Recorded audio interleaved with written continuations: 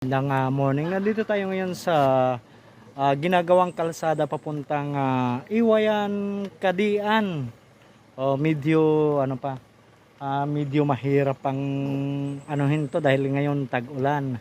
Baka pagdating ng summer medyo okay na to. Pwede na siguro magmotor at saka sa fiesta ng San Eduardo, fiesta ng Kadian, pwede ka nang dumiretso dito.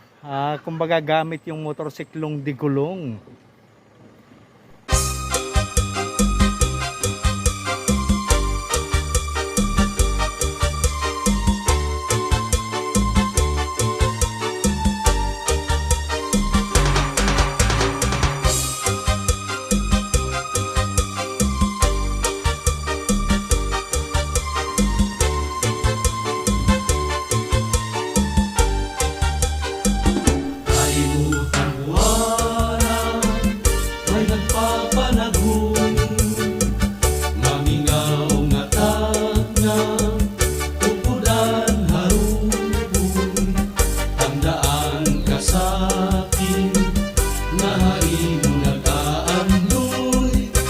Adi baga nangungod ko. Kumusta man ani mo ginugasan kanina nga sa rakyan? TikTok ko ini baga adi.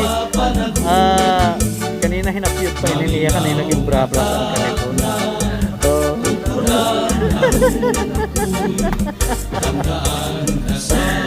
Adi baga mag-open dito ora yan kaya nasa ring pa-open na lang ka naka 4-wheel drive.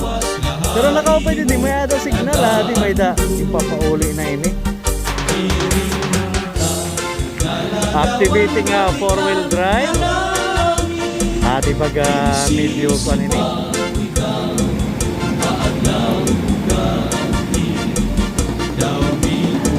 Tigang kita dilihan ang section na Iwayan na sa Orong Road.